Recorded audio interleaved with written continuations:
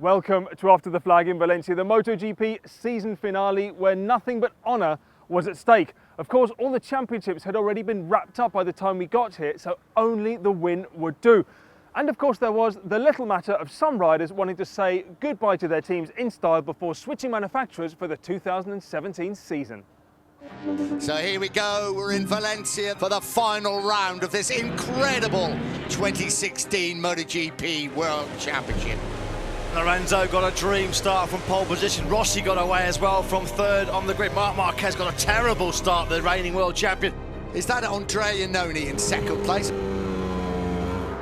Dani Pedrosa's crashed. Dani Pedrosa was running in 7th place. Really closing up now. Valentino Rossi goes through into second place. He's out wide. He's wide though. Wide. Yeah, he was out wide. But there's Cal Crutchlow down at the final corner. Marquez then through at turn number 2, got the inside of Rossi.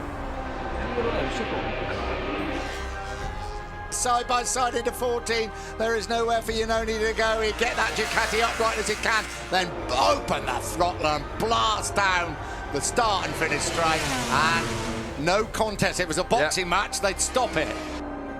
Marquez fights back though brilliantly at turn 2. Oh, he's through at 3 as well, that was brave and ambitious, but he made it stick. Rossi closing up all the time on him. And Rossi up the inside. And Rossi now is back into 3rd place. Oh, they lean on each other up through turn number 12. It's getting tight. Rossi's wide. Iannone will sweep around the outside and take 3rd place back. 29 years old, 3 world titles for Yamaha. He signs off for Yamaha to join Ducati with a win here in Valencia. Valiant effort by the world champion Marc Marquez in 2nd place. And a fantastic ride to 3rd place by Andrea Iannone. The final race of the season here at the Ricardo Tormo circuit did not let us down. It has been the most incredible MotoGP season we have ever witnessed. I make the perfect start, perfect five laps at the beginning, so I was lucky that Marquez had some troubles at the beginning, because if not, probably I couldn't win this time. But this happened, no? You have to take profit of the opportunities, and I saw myself leading by 5 seconds. Halfway of the race, I start having a lot of problems in the rear tire on the left side, because it was dropping so much, and I needed to be very cautious, very concentrated for not losing the rear. Marquez was coming very strong.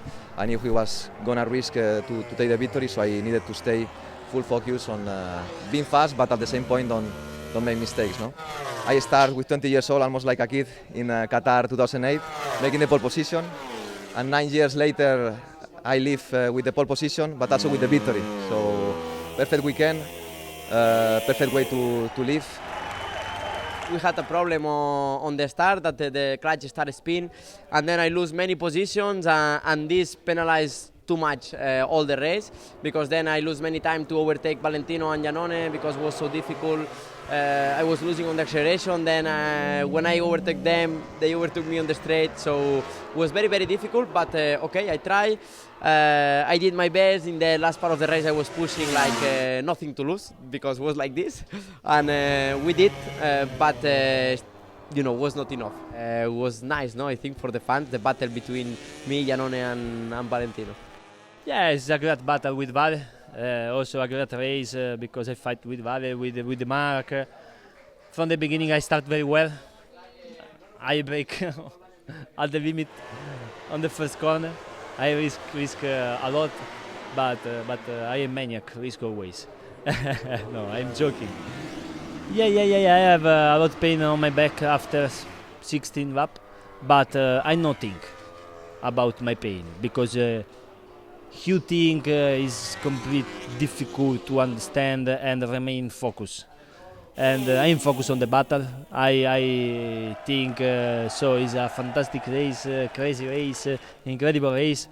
It was a very tough race. I was pushing from the beginning to the end, and at the half race I was not so bad because I was in the 2nd position, but unfortunately I wasn't fast enough to take some gap.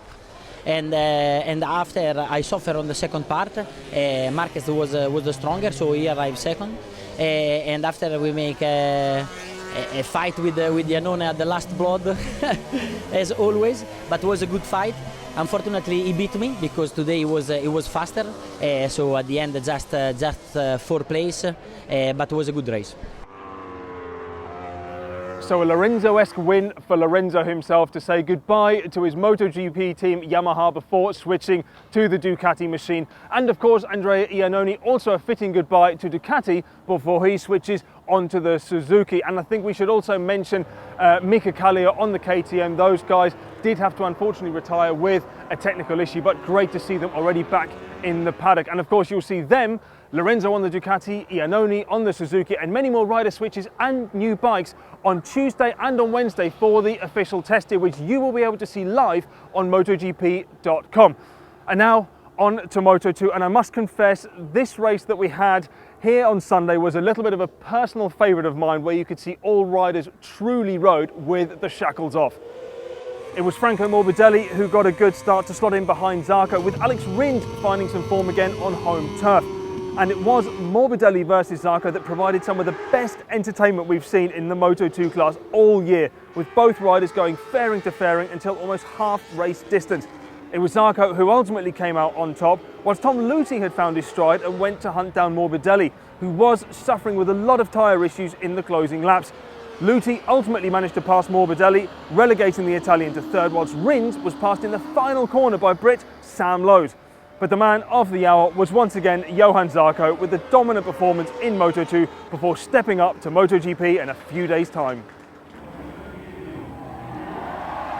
And in Moto3, the start was a little bit of a dramatic affair, as unfortunately local boy and first-time pole sitter Aaron Canet unfortunately stalled his bike on the line and had to start from pit lane. But it sadly didn't stop there with the drama. It was Gabriel Rodrigo who triggered a crash very early, with him and Pecco Bagnaia in turn 13, with both crashing out of the race.